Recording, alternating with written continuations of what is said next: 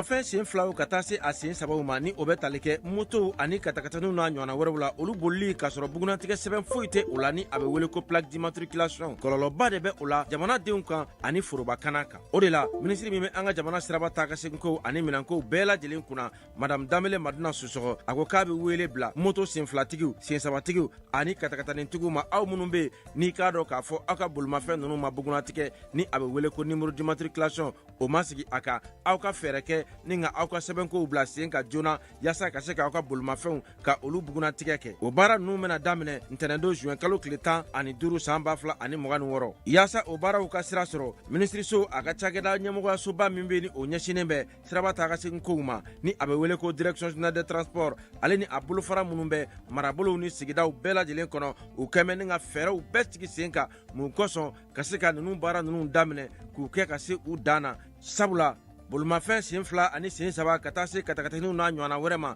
minnu bɛ ni u ma bugunatigɛ fiyewu olu bolili bɛna kɔn mali siraba bɛɛ lajɛlen kan wa maa tɛna bɔ maa la maa minnu bɛ ni olu bɛna i k'a dɔn u tulo gɛlɛya ka ni sariya ninnu sɔsɔ ɲangili bere bɛ ka u makɔnɔ k'a daminɛ sefa wari dɔrɔmɛ 200 la min sarali ye wajibi ye i jɔyɔrɔ la nɛgɛjuru sira fɛ o fɛnɛ kɔfɛ jamana ɲangili sariya ni a bɛ wele ko code pénal la o kɛmɛ ni ka kalo 3 kaso ka o yanga ka bila ka ni maaw makɔnɔ ani fo ka taa se alamani ma min dagosi bɛ taa sefa wari 24,000 na ni alamani ninnu bɛɛ lajɛlen saralen kɔfɛ i ka bolimafɛn a bɛ minɛ i la ni k'a lasago jamana fɛ fo ka taa fɔ i y'a sɛbɛn bɛɛ lajɛlen dafa waati min na a bɛ sɔrɔ ka segin i taya la minisiri min bɛ jamana siraba taa ka segin ko olu bɛɛ lajɛlen ɲɛnabɔli kunna a ko k'a dan bɛ aw ka faamuyaliko ɲuman a n'aw ka faso kanu na.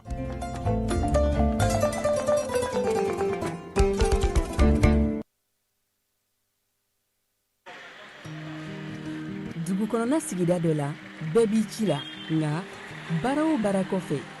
laɲini dɔ bɛ yen laɲini min bɛ kɔlɔsili walima bololabila ko fɔ fatu filɛ nin ye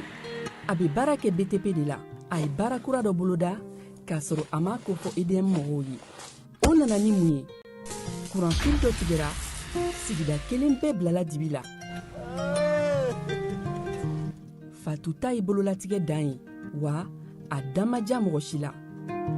nin ye Mamadu ye taxibolila don k'a to mɔbilibolila a ye kuran poto dɔ gosi k'a kari a ma boli wa a ye EDMSA ka centre d'appel wele a ka nin kɛwale ɲuman in b'a to ka sara wɛrɛ tɛna bɔ a la Mamadu ye fasoden ɲuman ye wa a jan bɛ bɛɛ ka lakana na nka bɛɛ tɛ nin hakilina ɲuman in sɔrɔ Isa filɛ nin ye a bi ka kɛ komi a bi baara dɔ la k'a sɔrɔ a bɛ ka kofere électrique fil de bɔ ka t'u feere kuranko la fɛn bɛ jate kan ka minɛ an kana kɛ Fatu ni Isa ɲɔgɔn ye an ka kɛ i komi Mamadu n'aw bɛ fɛ ka dingɛsen baaraw kɛ aw bɛ EDMSA ka servisiw wele waasa aw kana tiɲɛni don dugu jukɔrɔ filiw la fasodenw aw kana ɲina ka dantɛmɛwalew kofɔ kuranko ta fan na aw bɛ weleli kɛ 36 077 la walima agence EDMSA mun ka surun aw la.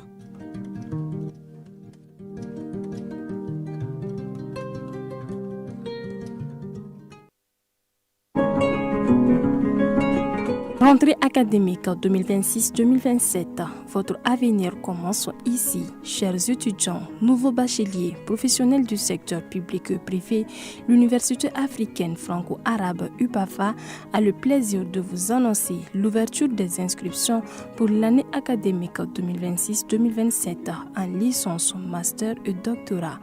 Rejoignez une institution engagée dans l'excellence académique, la recherche et la formation de leaders capables de relever les défis de demain. Comme formation disponible en licence, le frais d'inscription et de scolarité annuel est de 25 000 francs CFA. La formation pédagogique est de 300 000 francs CFA. Quant au master, le frais d'inscription et de scolarité annuel est de 51 000 francs CFA. Et pour la formation pédagogique est de 500 000 francs CFA par an. Enfin, le doctorat, le frais d'inscription et de scolarité annuel est de 65 000 francs CFA, comme formation pédagogique est de 1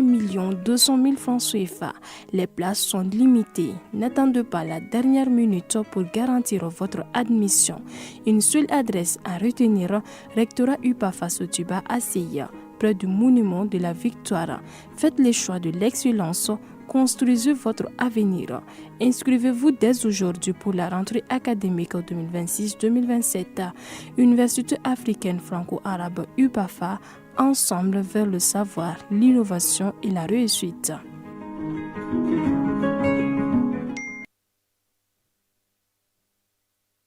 Funteni ani kurantigɛ ka fura sɔrɔ o la a fɔ Emicom SRL yaasa i ka se k'i yɛrɛ tɔgɔla kuran sɔrɔ i bolo su ni tile. Emicom SRL nalen no kana wasa kɛ kiti min bɛ n'o bɛ tali kɛ éclairage la o b'u bolo ventilateur ta b'u bolo téléphone ni arajo ka taa fara min ye batterie lithium kan min tɛ ban fewu su tile kara min ye ka taa minɛn ninnu sigi i fɛ yen o baarakɛlaw fana b'u bolo sɔngɔ o damatɛmɛ jalen no fantan ani naani bɛɛ lajɛlen fɛ min ye yɛrɛ tɔgɔla kuran ye su ni tile kuru kara a fɔ Emicom SRL n'i b'a fɛ k'u sɔrɔ sa nɛgɛjuru sira 84 63 95 ani 5 ani 30 i bɛ se k'o dasi Mali fantan naani bɛɛ lajɛlen fɛ u bɛ yen fana u jabalaba Bakɔ Jikɔrɔ ni Bamakɔ kɔnɔna na bureau bɛ u bolo Kucalakaw fɛ yen Segu Sikaso min ye Kulukoro ye Kayi Nɔnsɔnbugu ani Mali fantan naani a fɔ Emicom SRL.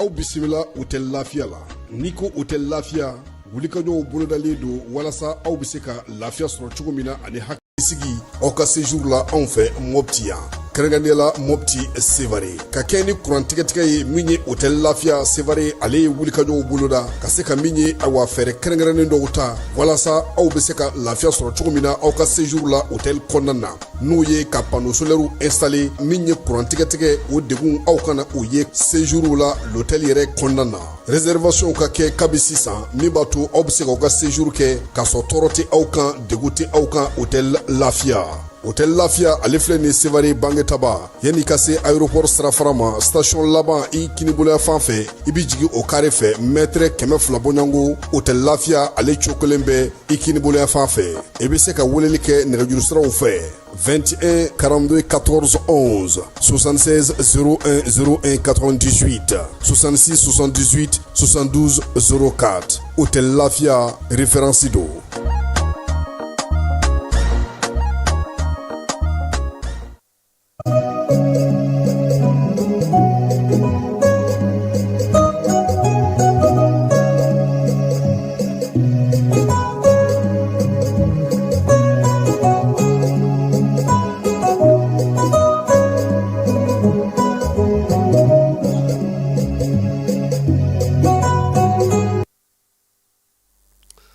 An filɛbaw ani an lamɛnbaa cɛ ana muso denmisɛn ni maabakɔrɔ aw bɛɛ lajɛlen aw ni ɲankuma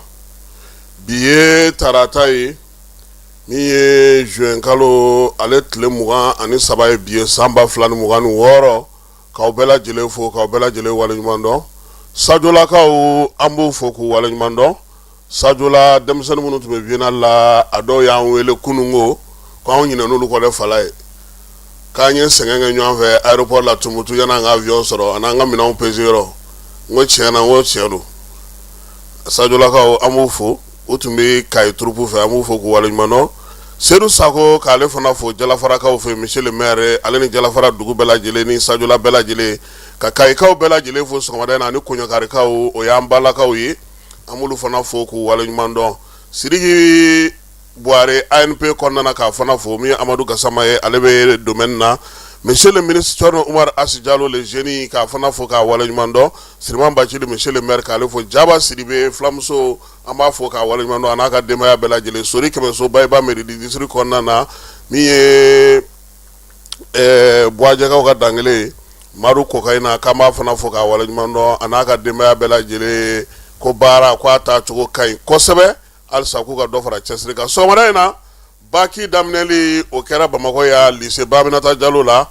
premier ministre ale ye enveloppe fɔlɔ o dayɛlɛ denmisɛnw k'olu kala bɛn ni kelenya cɛfɔ ni kanbɛ la o baara kɛra kucalakaw fɛ yen miseni ani bɛnkɛ n'o o ye kɔrɔwarikaw ka dugu ye misenikaw olu taara ye bɛn ni kelenya bɛ se ka kɛ kuma min na ka kɛ ni dugu dancɛw olu tɔgɔla don ye gawokaw fɛ kɔmana colonel major Karim n'ale bɛ dugukolo ko kunna a ye munumunu salo kɛ sa ka dagaw kɔnɔnaw lajɛ ani maa minnu kan ka baara kɛ ani fiskaw fɛ min ye colonel Atayer Mayiga ye ale ye donbolo kɛ dugudenw ye yaasa cogo min na u bɛ se ka da dumunifɛnw olu sɔrɔ jeune kɔnɔna na min ye moto plaki taliko ye sɔrɔsiw ta u bɛ ka taa kɛ jeune yɛrɛ kuru kɔnɔna na Mali ni Maroc ka bolo di ɲɔgɔn ma sigi ka fɔ min kan ka kɛ an fɛ yan juraw ka labɛnni min kan ka k'o la min ye Ablaye Diop ye ale y'o baabu kɛ kunungo kɛnɛya ko ta nasira fɛ an ka maa minnu ye Sasakawa jɔnjɔn sɔrɔ ale ni Farmasiw ka jɔnjɔn o bɛɛ lajɛlen yirala premier ministre la kunu CMSS ɲɛmaa n'o ye Isaka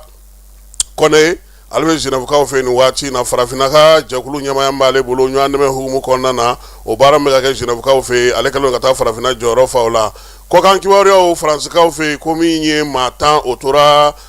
ji la ka sababuya kɛ funteni lahawta bɔlen don maaw taar'u kɛ ba kɔnɔna na min ye maa 10 ni tora o la Ngilɛw ka premier ministre ale ye walan sɛmɛ kunungo coupe du monde na sa Algérie y'a kunkɔrɔta min ye Messi ye ale ye laada tile Mbappé a fana ye laada tile kunungo min ye Maroc ye k'a fɔ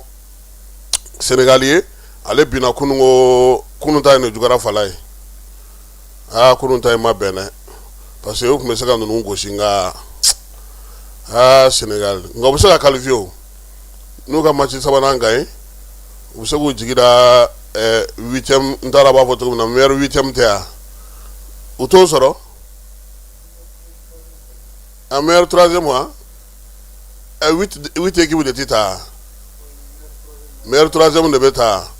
16 o bɛ kɛ 8 de ye sa kɛ k'a tɔ dafa ayiwa an ka dugawu kɛ u ka bɔ ko laban na sa Faransi jɔn yɛrɛ dasi kunungo o tɛ Irak de ye o fana ma nɔgɔn dɛ maa ninnu fana pasa jalen dɛ sanji ye u ton da k'u nan dan kunungo sɔɔni sisan nin baabu bɛɛ lajɛlen bɛna na walawala aw ye Jani ale sanfɛla la.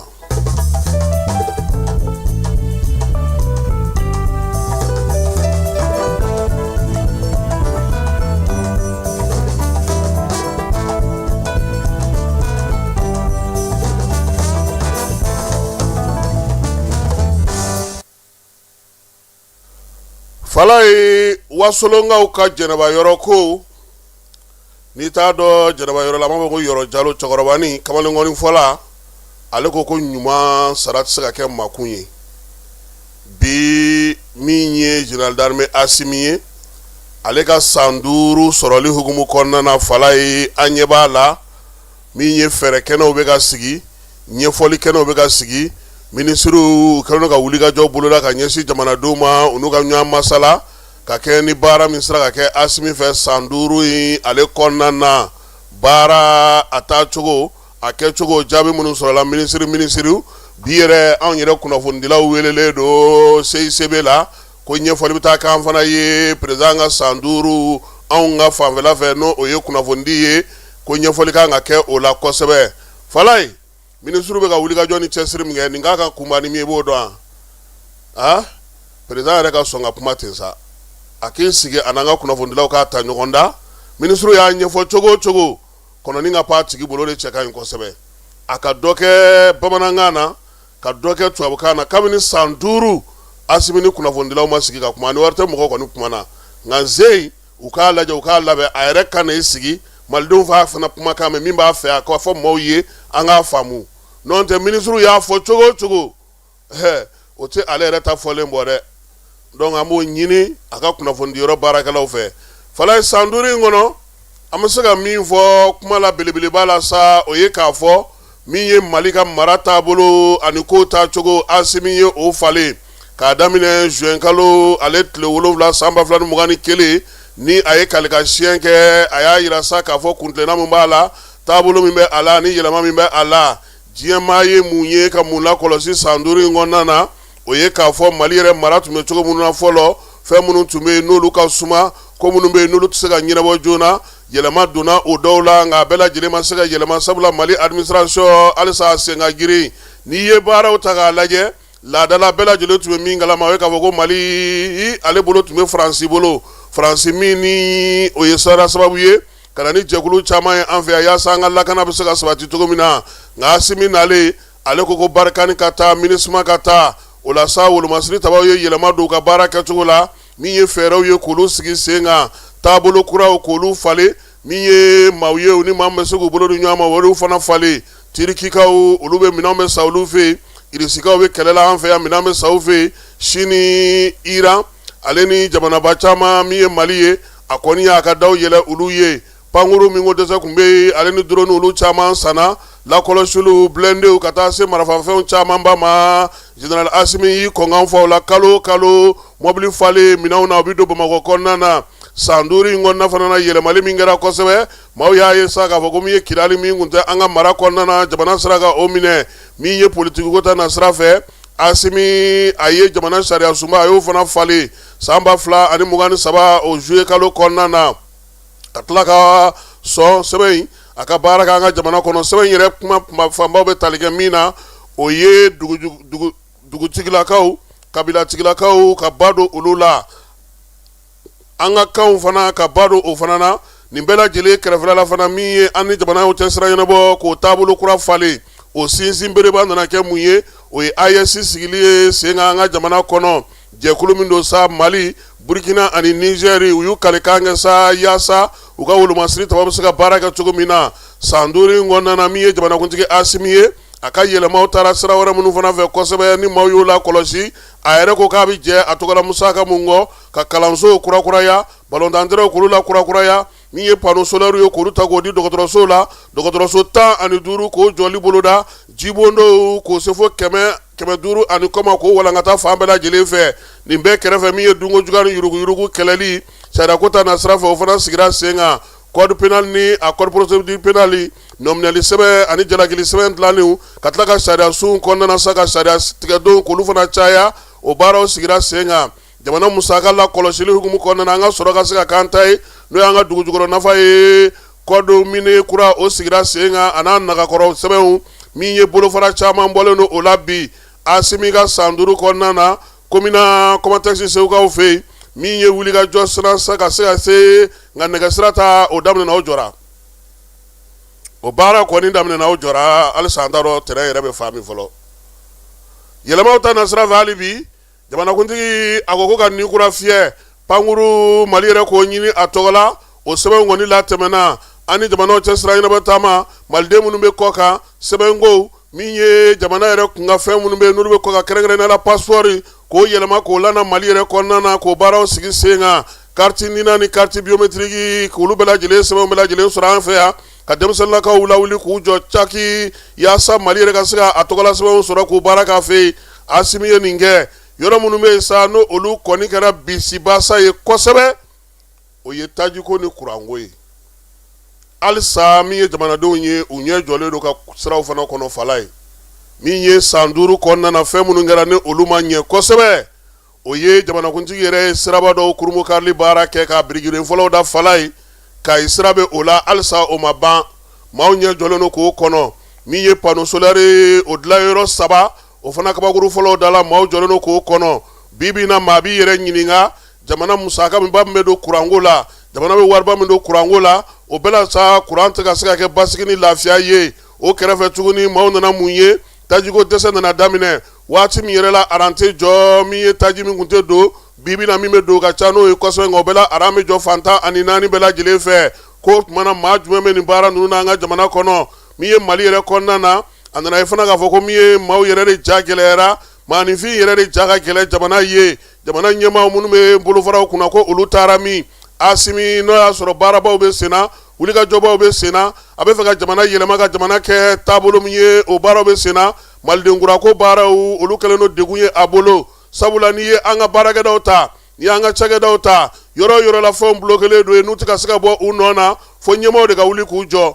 panoko bɛ o la kuranko bɛ o la tajiko bɛ o la sirabako bɛ o la maanifin yɛrɛ ka da dumuni sɔrɔli o fana kɛlen don kataba 4 ye bi jamanadenw ko cogo di falen ka don sɔrɔko ta na sira la min ye tunɔkantunɔw ye olu bɛ se ka lafiya cogo min na fɛɛrɛ kɛrɛnkɛrɛnnen minnu sigira sen kan ka se ka dɔ bɔ donko juguya ni yuruguyurugu la o ka kɛ tiɲɛ nka maaw yɛrɛ ka o ye ko jamanakuntigi Fala ye san nataw la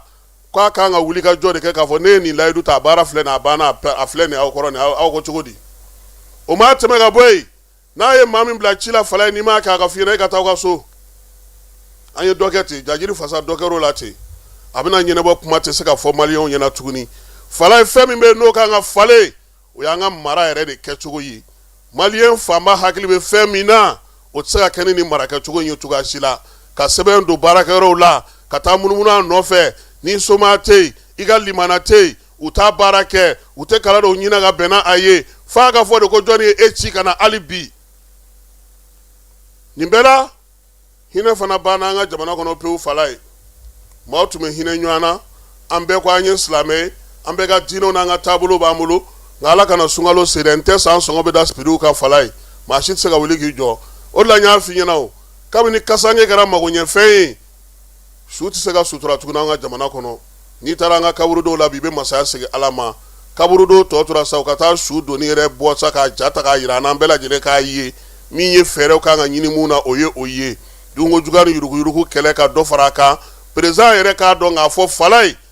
jamana in n'i ye maa ci i b'a ɲininka i b'a lakɔlɔsi premier ministre ka wuli k'i jɔ ministre fana ka wuli k'u jɔ directeur ka wuli k'u jɔ n'u b'a fɛ jamanadenw sago ka sɔrɔ u kana t'u ka bureau kɔnɔ san nataw la dɛ sabula maaw sigilen n'u ka mun kɔnɔ fɛn caman na olu dɔw bɛ olu ma ɲɛ sɔrɔ hali bi i n'a fɔ kuranko i n'a fɔ tajiko i n'a fɔ tanikasegiko i n'a fɔ sirabako an ka jamana kɔnɔ hali n'o y'a sɔrɔ baara caman fana kɛra ni maaw bɛ se ka jɔ minnu na bi bi na an ka jamana kɔnɔ na san 5 tɛmɛnen na Fala ye ko an welelen don bi an ka ministre Alhamdu Agi Iliyɛn ko nɛgɛ kanɲɛ 15 ko kunnafonidilaw k'an ka ɲɔgɔn sɔrɔ CICB kɔnɔ san 5 kɔnɔ min kɛra kunnafonidilaw fana ka hukumu kɔnɔna na seko ni dɔnko hukumu kɔnɔna na farikolo ɲɛnajɛ hukumu kɔnɔna na o bɛɛ bɛna na fɔ bi wulada in na kunnafonidila bɛɛ lajɛlen welelen don o ko kɛnɛ kan dugutigi ni wari dafara e passe d'a kan ka sira di ne ma Sunkalo e kunkolo ate dugu wari ko o d'i ma fo dugu ani dugu o wara t'a de o kɔni kuma t'a la sa e ka sama mɔnɛ to yen i yɛrɛ ta Sida Sidi ka numéro filɛ nin wari ci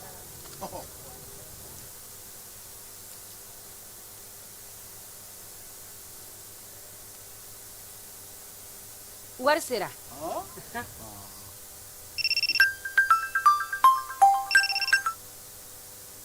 Allo i ye wari sɔrɔ o ɲɛna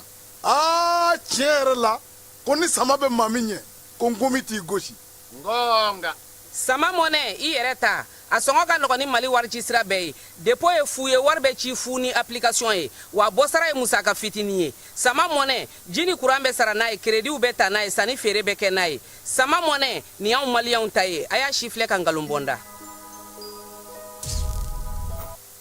bɛɛ lajɛlen ma aw minnu b'a fɛ ka voyager k'a sɔrɔ a ma degun sɔrɔ a ka voyage kɔnɔna na compagnie de transport Somatra u y'a kanu ka na ni kari kura caman ye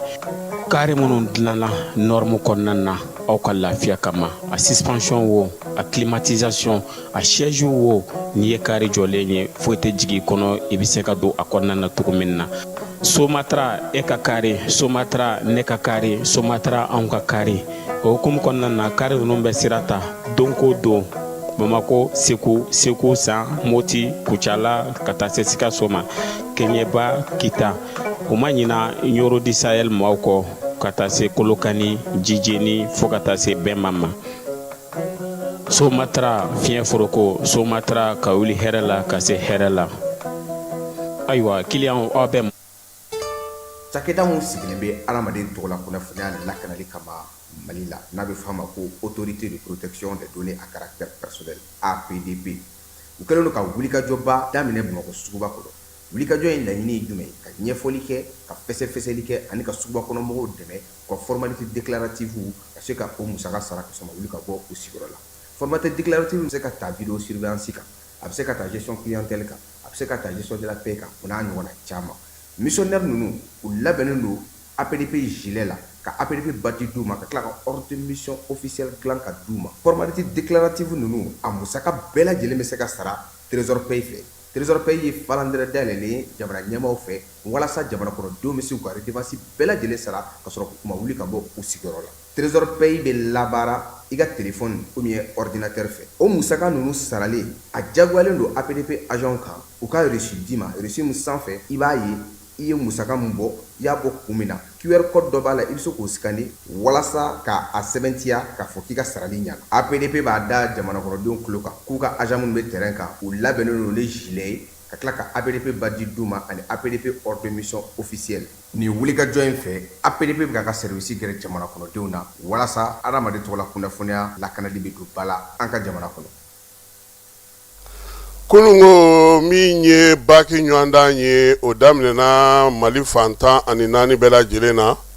min ye Bamakɔ ya lycée min tɔgɔ dalen don Ba Aminata Diallo la premier ministre ale taara ye maa minnu bɛ ɲɔgɔndan la o ye maa 747 ye musolakaw olu ye maa 292 ye min ye kalanda ɲɔgɔndan ye sabu ka kɛ so min kɔnɔ o ye so 25 ye écoleden 30 olu de bɛ bilalen do classe kelen kɔnɔna na surveillant 50 o de bɛ min ye maa 2 ye olu bɛ ka lakɔlɔsili kɛ premier ministre ale selen ye sa a yirala la k'a fɔ ko ɲinan baki yɛrɛ bɛɛ lajɛlen maa 146 206 o de bɛ ɲinan baki la musolakaw kɔni olu jɔyɔrɔ ye maa 71 755 ye premier ministre ale kɛlen ka enveloppe dayɛlɛ ministre min bɛ kalanko kunna ani jamana ministrew caman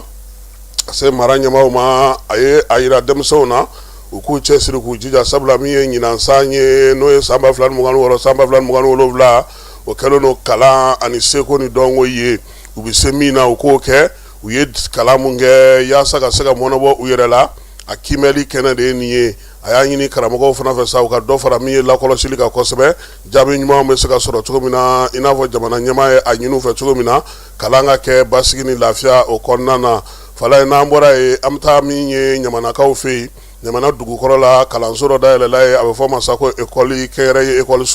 ni o ye school dili ye dili ale kɔni dayɛlɛla sango nka ɲina a ka denmisɛnnin 6 o de taara min ye dɛfu kɛ 5 o ye se sɔrɔ denmisɛnnin minnu bɛ u fɛ yen sa olu bɛ ka san laban ɲɛnajɛ labɛn o min ye sibiri nata ye ni kalo in tile 27 a bɛ k'u yɛrɛ ka kalanso la kabini nɛgɛ kanɲɛ ta waati kalan ɲɛmaw y'a yira yen fana k'a fɔ sa min ye san wɛrɛ kalanta ye u bɛ k'o daminɛ n'o y'a sɔrɔ san tɛmɛn'o la sa n'i nana i den tɔgɔ sɛbɛn sa o sa i b'a tɔgɔ sɛbɛn ko kura ye ko tɔgɔ sɛbɛnni ko kura k'o bɔra la denmisɛnnin minnu tɔgɔ sɛbɛnna siɲɛ kelen olu bɛ se ka kalan kɛ yen kura minnu bɛ na sa olu de tɔgɔ bɛ sɛbɛn o la sa u ka kalan ɲɛmaw an n'olu ye ɲɔgɔn sɔrɔ Fuseni Dawu ale ye min sɔrɔ ka fɔ Falaye ka kuma bara la an ka jɛ ka o lamɛn.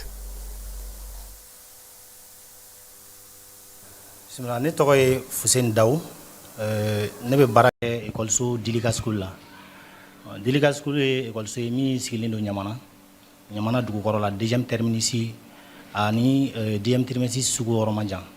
ayiwa an ka ekɔliso in dayɛlɛla l'année scolaire 2024-2026 a dayɛlɛla o kɔnɔna na donc an ka ekɔliden kunfɔlɔw kɛra maa 60 dɔɔnin mais an ka baara ɲɛ kosɔn mɔgɔ caman samana ka na bon a ɲina an ka effectif taara mɔgɔ 100 ani mɔgɔ 28 na alhamdulillah an ka ɲina san o jara parce que an bɛ se k'a fɔ ko an ye résultat ɲuman kɛ par rapport de l'examen an ka classe minnu bɛ yen n'olu tɛ examen na fɔlɔ an yɛrɛ y'a constaté vraiment u ka kibeli minnu kɛra a jaabiw ɲɛna kosɛbɛ donc examen fana na n'o ye DEF ye donc an ni maa 6 de taara minnu taara présenter DEF la mais ala barikala maa 5 tɛmɛna maa 1 de ma se ka tɛmɛ ayiwa an bɛ san laban ɲɛnajɛw labɛnni baaraw la an ye caman k'a la wa fɛn caman b'an bolo ka na yira denmansaw la ani mɔgɔ minnu bɛna ka na an lajɛ an bɛ wele bila bɛɛ ma k'u ka na an ka ɲɛnajɛ in kɛ ɲɔgɔn fɛ sabula fɛn caman de b'an bolo ka yira o la jɔnjɔn b'an bolo ka di ekɔlidenw ma ekɔliden minnu kɛra se sɔrɔbaw ye kilasiw kɔnɔ u ka kimɛliw la donc an bɛna jɔnjɔn dɔw di olu ma o kokumu kɔnɔna na et puis cadeau b'an bolo ka na di denmisɛnninw ma fana k'u lanisɔndiya san laban baaraw kɔnɔna na ayiwa san kura 2026-2027 san an bɛ k'a labɛn fɛn dɔw tun bɛ a la minnu bɛ ka denmansaw sɛgɛn dɔɔni donc an yɛrɛ ye hakili jagabɔ k'a kan n'o ye tɔgɔ sɛbɛn kura ye n'a fɔ denmisɛnnin minnu bɛ an ka kalanyɔrɔ la yan ka segin k'u tɔgɔ sɛbɛn kura ye denmansaw tun bɛ ka kuma a ko kan kosɛbɛ an ye hakili jagabɔ k'a kan an ye o bɔ a la donc minnu bɛ yan déjà olu tɛ tɔgɔ sɛbɛn bilen n'o y'a sɔrɔ minnu bɛ na kura ye sisan olu de bɛna tɔgɔ sɛbɛn ayiwa anw fɛ yan k'a daminɛ jardin d'enfant na petite section ka taa bila fo an ka 9e na an ka tɔgɔ sɛbɛn saraw bɛɛ bɛ bɛn 3,000 ma o ye 3,000 ye i mana kɛ niveau la 3,000 tɔgɔ sɛbɛn sara ye 3,000 ok san kɔnɔ n'i ye tɔgɔ sɛbɛn kɛ ka ban papier damadɔ bɛ yen an bɛ olu fana ɲini aw fɛ a bɛ na n'olu ye parce que i tɛ se ka denmisɛnnin ta ten n'i ma a ka bugunatigɛ sɛbɛnw sɔrɔ an bɛ olu ɲini i n'a fɔ an b'a fɔ min ma wolo sɛbɛn o bɛ na n'an bɔra yen min ye a tigi ka kunkolo photo den naani pour que a se ka denmisɛnnin dɔn ka ɲɛ ka enregistrer an ka machine kɔnɔ i bɛ na ni kunkolo photo den naani donc ka bɔ yen i bɛ na ni a ka carnet de santé n'o b'a la i bɛ na n'o ye ka fara parent yɛrɛ ka denmansa yɛrɛ ka pièce d'identité copie kan a kɛra civil ou bien a kɛra carte nina ye ou bien carte biométrique i bɛ na n'o copie ye ani denmisɛnnin bɛ fɛ ka bɔ kilasi wɛrɛ la ka na yan donc o la an mago bɛ jɔ a ka o kimɛliw kuru la n'an b'a fɔ o ma bulletin a ye moyen min sɔrɔ o bulletin kan donc an bɛ fɛ ka o ye fɔlɔ ka sɔrɔ ka den tɔgɔ sɛbɛn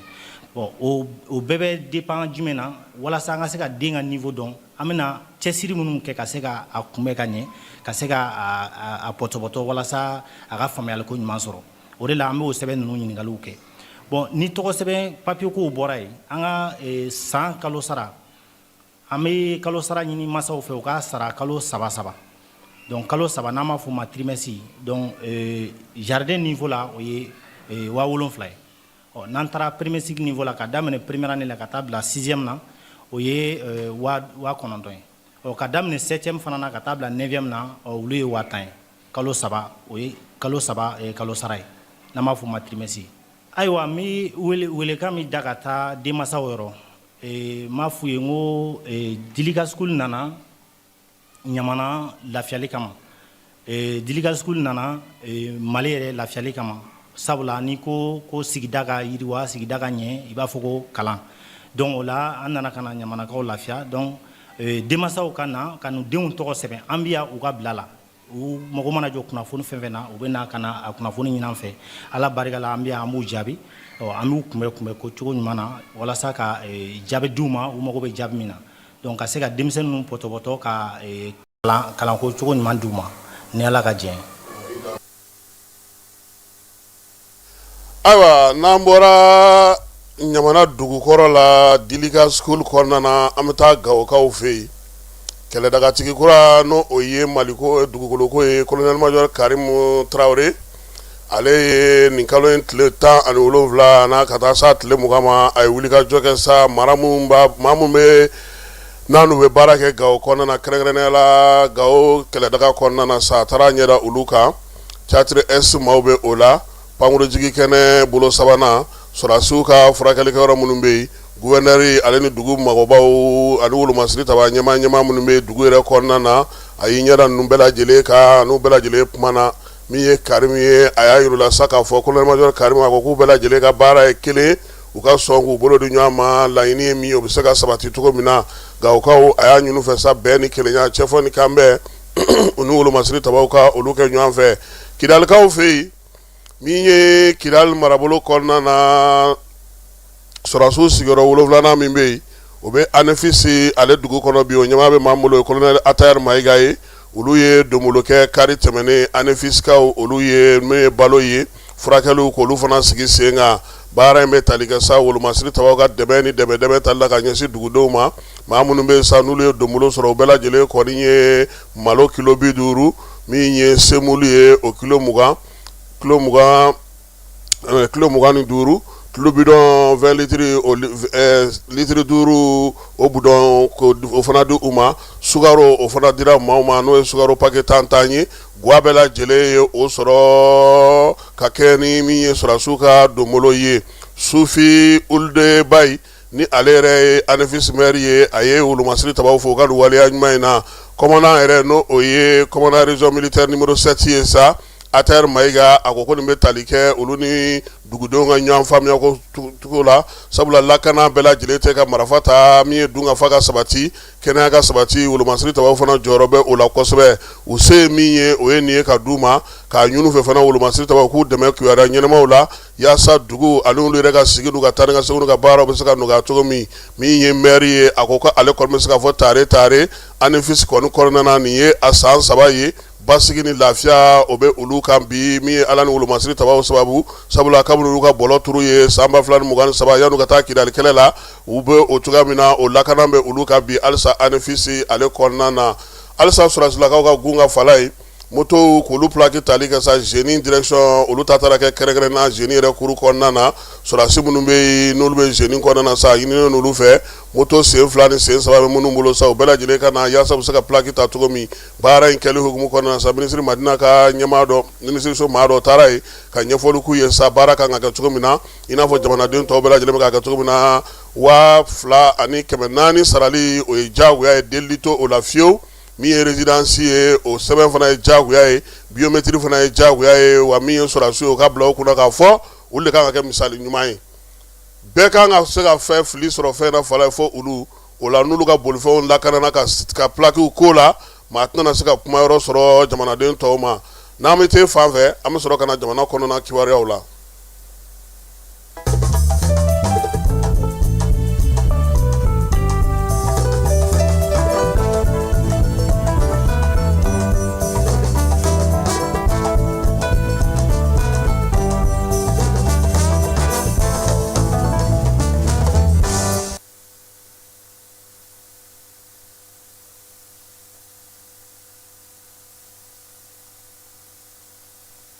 Arukaw fe min ye dugu jukɔrɔ mugu ye o kɛra mobilitigi dɔ sata ye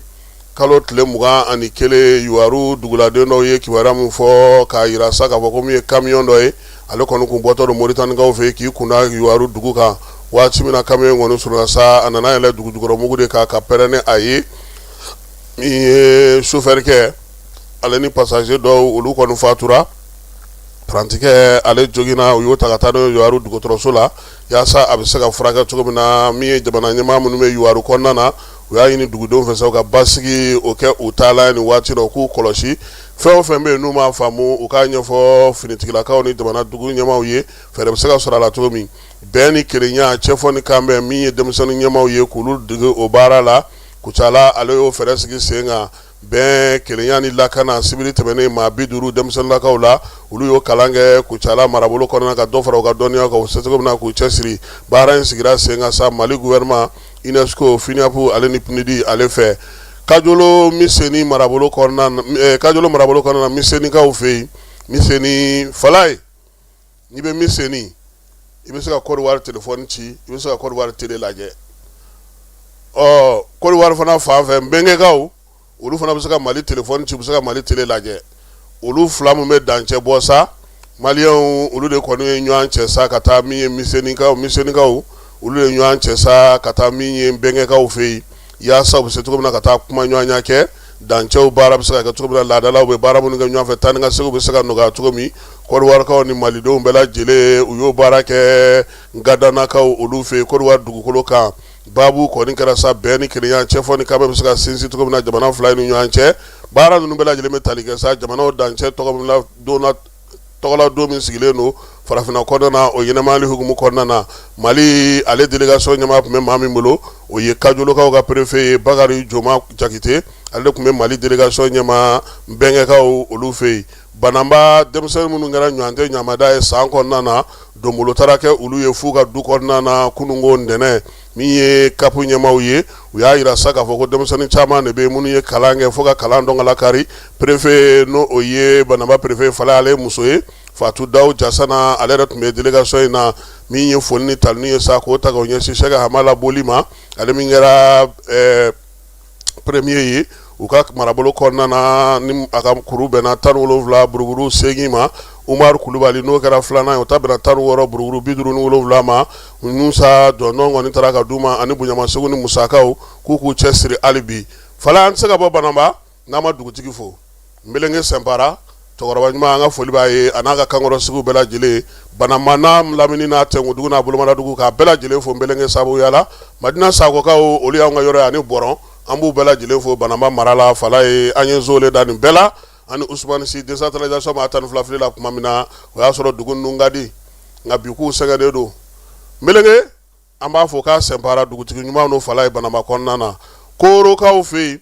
Sɛnɛkɛlaw ale ni maa minnu bɛ yen n'olu sigiyɔrɔ bila olu bɛɛ lajɛlen jɛra sa k'u bolo di ɲɔgɔn ma ka don in n'o o ye maa minnu y'u sigiyɔrɔ bila olu tɔgɔla don ye k'o ɲɛnɛmaya Korokaw fɛ yen baabu in ye tali kɛ mun na sa a yera k'a fɔ Fala ye n'a ma ɲɛ k'i kɔni y'i sigiyɔrɔ bila i nana yɔrɔ min ye ne bɛ k'i sigiyɔrɔ ye o la sa mini tracteurs ale ni semoirs sɛnɛkɛminɛnw o taara ka di ninnu ma koyi taari 9 o fana labilar'u ye dugukolo la k'u ka baara kɛ samiya in kɔnɔna na Fala ye tiɲɛ don i y'i sigiyɔrɔ bila o man ka to i k'i sen fila da i bolo kan k'i sigi ka dɛmɛw dɔrɔn kɔnɔ u y'a yira sa k'a fɔ ko ni Ala sɔnn'a ma nin sɛnɛ jaabi o tɛna dogo maa si la baara in ye tali kɛ don kɛnɛkɛnɛ min sigilen don maa minnu kɛlen don k'u sigiyɔrɔ bila dɛmɛ bɛ ta ka d'u ma o ye tiɲɛ ye nka min ye Korokaw ta olu y'a yira sa k'a fɔ k'u bɛ baara kɛ diɲɛseleke naani tɔnjɛkuluba min bɛ yen sa a n'a bolofara minnu bɛ Koro mara la Koro yɛrɛ duguladenw ka taa se Baɲankarakaw ma sa Burukina ni Mali olu bɛɛ lajɛlen maa minnu y'u sigiyɔrɔ bila Fala ye ni kɔni taari taara ka d'u ma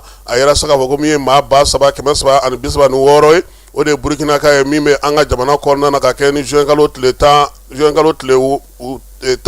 ye olu kimɛra ka bɛn n'o ye a yɛrɛ sa k'a fɔ ko dɔ kɔni bɔra la sabula 4,257 kun don kɔsa in na dɔw kɔni y'u sigiyɔrɔ bila k'u kunda Bankas Moti Segu Sikaso ani dɔw yɛrɛ seginna ka t'u yɛrɛ ka jamana kɔnɔna na bi na fana ko min ye fana Korokaw fɛ yen dugu wɛrɛw bɛ yen cercle yɛrɛ kɔnɔna na dɔw taara u jabala sigi ye o de y'a to dɔ bɔra jamana Koro dugu kɔnɔ yaasa ka se ka nin ko in kɛ ka ɲɛ sa ACR kɔni y'a yira sa bɛn ni kelenya minisiriso ka wulikajɔ bolofara minnu bɛ yen cɛsiri minnu bɛ ka kɛ bi ni nin nana fara a kan ka se ka to ninnu ka sɛnɛ kɛ kosɛbɛ o bɛ ɲɛ wa o bɛ fo bɛɛ lajɛlen la bɛɛ lajɛlen ka laɲini ye o ye kɔkan kibaruyaw yanni an ka don olu la min ye an ka jamana kɔnɔna na kibaruya damadɔ bɛ yen an b'olu fana da maaw olu tulo ka hali bi Jani ale sanfɛla Fala ye premier ministre ale jabala la kɛnɛyako ta na sira fɛ sa min ye général de Abdoulaye Mayiga a ye maaw bisimila maa minnu ye jɔnjɔn sɔrɔ kɛnɛyako hukumu kɔnɔna na colonel major Asaba Jalo no ale ye an ka kɛnɛya ministre ye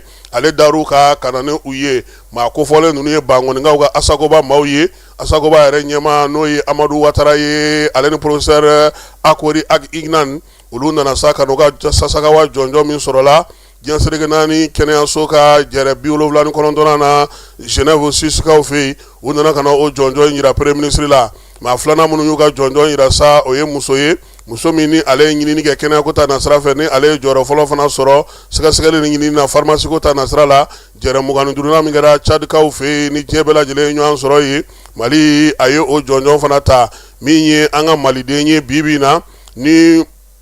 o ka wulikajɔ n'u ka cɛsiri fana bonyana farafinna pharmacie ka ko hukumu kɔnɔna na ale kɔni taara sa ka kɛ ISPHARMA o présidentba ye farafinna kɔnɔna na o ye docteur Suel Mulayi Aidara ye ale fana nana jɛrɛ in kɛnɛ kan premier ministre y'u bɛɛ lajɛlen fo k'u waleɲuman dɔn k'a yirula sa k'a fɔ ko Mali kɔni ka kuntilennaw ko u b'olu dɔn cɛsiri ni baara timinanja k'a kɛ maliden ɲuman ye ko o kɔni de ka di jamanakuntigi ye bi na kuma tɛ kalan ani dɔnni a kɛlen don ka ba don o la kosɛbɛ CMSS directeur n'o ye caisse malienne de sécurité sociale ye Isaka Kone ni waati na sa ale bɛ lajɛba kɛnɛ kan min ye Genèvekaw fɛ Suisse ɲɔgɔn dɛmɛ jɛkulu minnu sigilen don sen kan sa farafinna n'olu y'u wasa don ale la ko ale ka kɛ ɲɛmaa ye farafinna tɔgɔ la ale kɔni taara o kɛnɛ de kan ni lajɛba in kɛnɛ kan min ye baara in ye sa a kɔni bɛna tali kɛ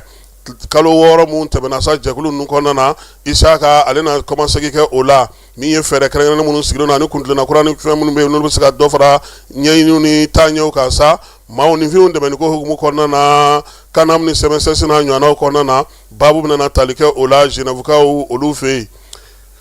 Fala ye n'an bɔra yen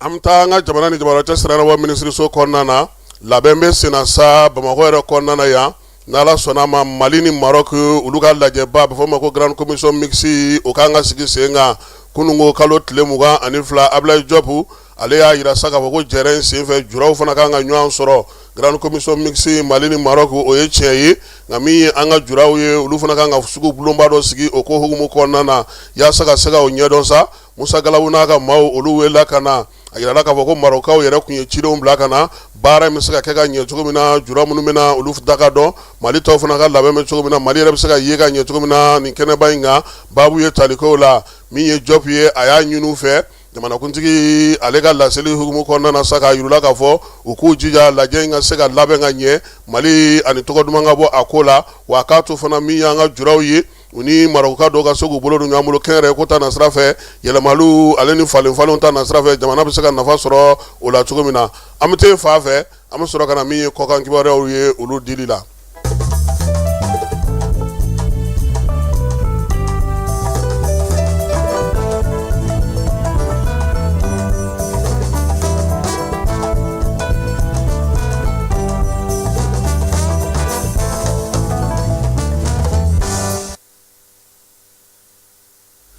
Fala ye hijita banna kimelu bɛ senna fan bɛɛ lajɛlen fɛ Air Burkina ale ciden min bɛ an fɛ yan n'o ye Sanogo ye Sanogo u kun y'a ta ka taa n'a ye Burkina Fala ye kalo kelen k'a ka taa hiji ko bɛɛ lajɛlen ɲɛnabɔ min ye ɲina hiji la Burkina Faso ale ka Air Burkina yɛrɛ maaw ta caw fo Arabie Saoudite o la u ye pankuru kɔni ye taa ko 23 segi ko 23 o de kɛ min ye Wagadugu ani Bobo Julaso o ni Arabie Saoudite ni ɲɔgɔn cɛ o la sa Sanogo ale de kɔni o baaraw bɛɛ lajɛlen kɛ u taara ni hijiden 7,469 ani 69 ye hiji la k'a daminɛ Bobo Julasokaw fɛ ani Wagadugukaw fɛ baara o kɔni y'a yira sa k'u ye nimisiwasa sɔrɔ a la sango o tuma bɛrɛ sɔrɔ nka ɲina maa caman y'i wasa don la ka bɔ Côte d'Ivoire ka bɔ Burkina hali ka bɔ Mali yɛrɛ kɔnɔna min ye sukasukaw caman ye u taara Air Burkina fɛ sɔngɔko kama Fala ye min ye taa ni ka sigi k'a ɲɛna o la sa Air Burkina ɲɛmaw y'a yira sa ko min ye ka bɛɛ fo k'a fɔ bɛɛ ma ko bɛɛ ni ce barika fofo ko Ala ka sa wɛrɛ hiji o yira an na halisa min ye kɔkan kibaruyaw la an bɛ to Burkinakaw fɛ Fala ye a yirala sa ka fɔ ko kununko ntɛnɛn n'o o ye tubabukalo tile 22 ye min ye Union européenne lasigiden bɛ Burkinakaw fɛ Philippe Brochon ale welela Burkinakaw ka jamana ni jamana cɛ siranabɔ minisiri fɛ n'o ye karamɔgɔ Jean-Marie Traoré ye k'a yira sa k'u ye bɔnforola kuma fɔ ka ɲɛsin Burkina ma a n'a ka yɛlɛma hɔrɔnya ma lasigiden lamɛnlen kɔfɛ ani ci fɔlen a ye a y'a yira sa ko a y'a mɛn ni Ala sɔnna ma Burkinakaw ye laseli min k'a ye a na commencé kɛ Union européenne jabala maaw bɛɛ lajɛlen ye wɔlɔfɔw fɛ yen olu ka wasabulon kɔnɔna na sa jɔyɔrɔ bɛna falen min ye Ousmane Sonko ye ni ale kɛra ɲɛmaa ye wasabulon kɔnɔ maa min n'o ye jɔyɔrɔ d'ale ma sa Maliki Ndiaye ale bɛna kɛ dangan fɔlɔ ye min ye dangan filanan fana bɛna di Thierno Bake ma sabula min ye maa wɛrɛw ye olu fana ye walan sɛbɛn u ka tɔn hukumu kɔnɔna na yaasa ka se k'u jɔyɔrɔ di maa wɛrɛw ma o la sa min ye wasabulon ye ɲɛda kura bɛna di a ma a jɔyɔrɔko la u ka jamana ale kɔnɔna na République démocratique du Congo kaw fɛ yen Ebola bana kɔni k'a kɛra 1,003 ye min kɔni yera maaw la maa 254 o de fatura u y'a yira sa kɔni k'a fɔ ko bana in kɔni k'a bɛ se ka walankata ka taa fa bɛɛ lajɛlen fɛ sisan fo fɛɛrɛ ka sigi Éthiopikaw ka premier ministre n'o ye Abiy Ahmed ye ale kɔni y'a danganiya sa k'a yira sa k'a fɔ ko a bɛ se ka jamanakuntigiya ɲini siɲɛ sabanan na sabula olu fɛ yen premier ministre de ye jamanakuntigi ye Fala ye a ka tɔn kɔnɔna na n'o ye parti prospérité ye a yirala sa k'a fɔ k'olu y'u ka jɛrɛ 7 kɛ jɛrɛ 7 kun cɛla ni kalata min ye bɛɛ lajɛlen y'i bolo ɲɛsin Abiy Ahmed ma ko ale ka tɛmɛ ni kow ye o b'a yira sa kalataba nataw la ale tɛna gɛlɛya sɔrɔ o la sabula bɛrɛbɛrɛlitɔ min don ale ka bon ni tɔw bɛɛ lajɛlen Faransikaaw fɛ funteni bɔlen don bɛɛ lajɛlen bɛ nɛɛma ɲini na yaasa bɛ se ka nɔgɔya sɔrɔ cogo min na o la sa maa caman bɛ yen sa olu kɔni kɛlen don k'u ɲɛsin Kouadiou ale ni babolofaraw ma ale ni yɔrɔ minnu bɛ yen sa n'olu ye gun kɔnɔnaw ye yaasa bɛ se ka t'u ni lafiya cogo min denmisɛn dɔw de sa k'olu kɔni taalen filɛ nin ye sa baji de la koyi Kouadji la sa kɛ babolofara dɔ don olu taar'o de la Faransikaaw fɛ Fala ye denmisɛnnin 10 o de nɔɔna olu de fatura dugudenw y'a yira sa k'a fɔ ko fo fɛɛrɛ ni dabali ka tigɛ maa minnu bɛ yen n'u bɛ don ji la u kana taa yɔrɔ la yɔrɔ minnu ka dun kosɛbɛ yaasa min ye lakanabaaw bɛ se k'u lakɔlɔsi cogo min na Faransi kɔnɔna na Keir Starmer na ale ye Ngilɛw ka premier ministre ye a y'a yira sa ko ale kɔni ye walan sɛmɛ nka a bɛ to a nɔ na fo juillet kalo tile 9 yani a nɔrɔbilaba o ka sugandi u ka jamana kɔnɔ kanadakaw fɛ yen muguci dɔ kɛra Montréalkaw fɛ yen min ye Montréal dugu kɔnɔna na sa a yɛrɛ se k'a fɔ ko kin min bɛ n'o ye jufu ka kin ye muguci in kɔni senfɛ maa 3 o fatura sigana bɛ maa dɔ la k'o ye polisi ye o bɛ a la filanan wɛrɛ bɛ yen o fana kɛra o nɔgɔnin fana fɛ min ye maa 3nan ye sa a yɛrɛ la k'a fɔ k'o kɔni ye kin maa yɛrɛ de ye kin min n'o ye Côte de Neige ale kɔnɔna na ye halisa ko sɛgɛsɛgɛliw bɛ sen na sabula yɔrɔ in kɔni n'o ye jufu ka kin ye jagokɛyɔrɔw ni restaurant baw bɛ a yɔrɔ la kunnafonidila minnu y'a yira sa o y'a yira sa ko jasira kɔni barika bonyanen n'o ye hali n'o y'a sɔrɔ maa minnu ye nin waleya ninnu kɛ ko n'olu bɛɛ lajɛlen fara waleya in nɔfɛ o fɔra kunnafonidila u ka polisi ɲɛmaa ale ye min fɔ n'o ye Fadi Daguerre ye Kibakaw fɛ Jɔrɔna fɛ min ye Kiba ɲɛmaaw ye olu kɔni u ka mara bolo dɔ jigi pewu ka dɔ bɔ jamana yɛrɛ fanga la u y'a yira sa ko kɔni bɛna ni kɔlɔlɔ ye min y'a sɔrɔ sa bi lamɛrikaw kɔni wulilen don Kiba nɔfɛ ko f'u ka yɔrɔ in kɔni minɛ duguden caman y'a yira sa k'a fɔ ko min ye nin ko in ye k'u ye jamana fanga dɔgɔya kojugu wa ko min ye Amɛrikɛnw ye o tɛna n'a to k'u to yen cogoya si la fala an bɛ te fan fɛ an bɛ sɔrɔ ka na Coupe du Monde k'ale kɛ ka kow kuncɛ.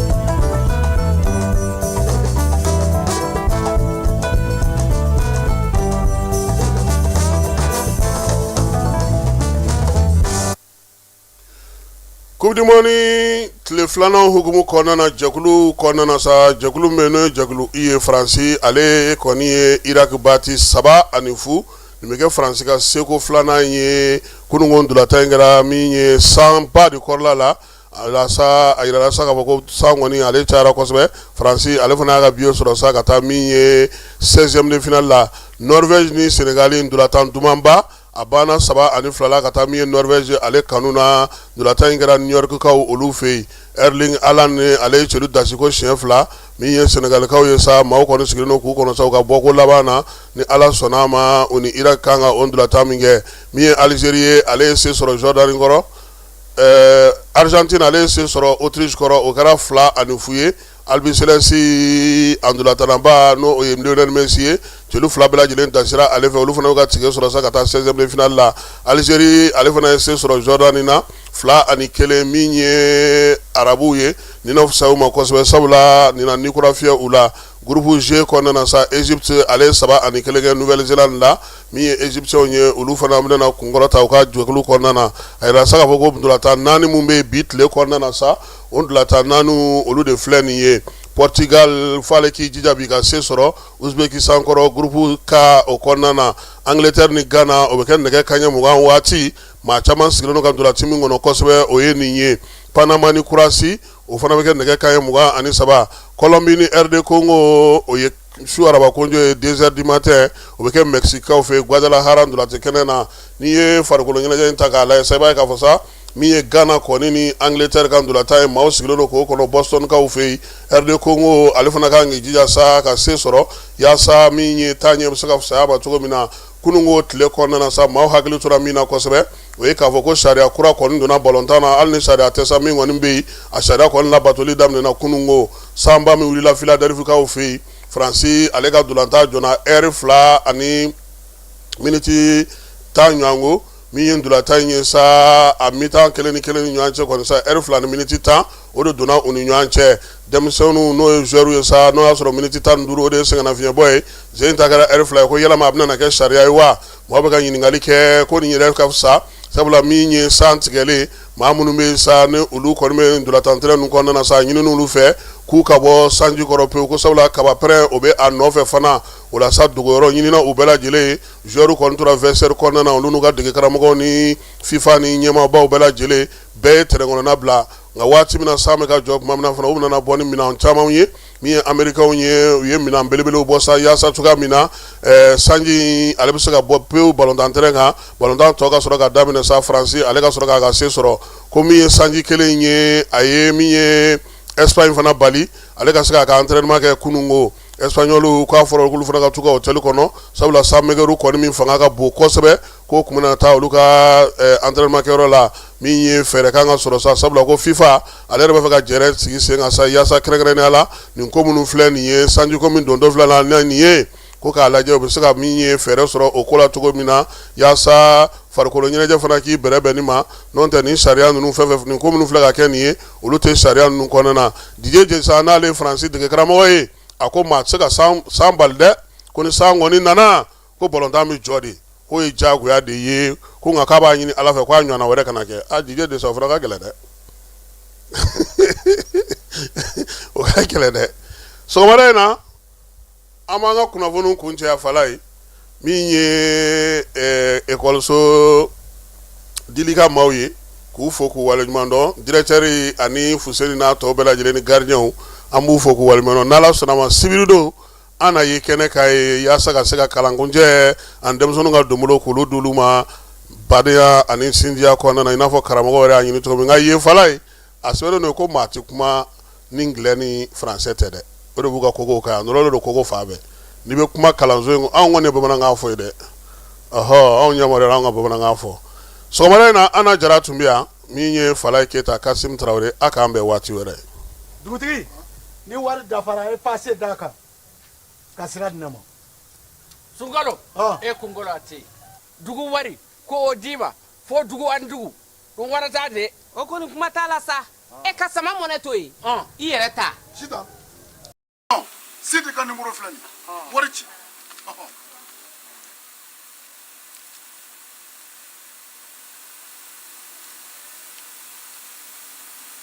wari sera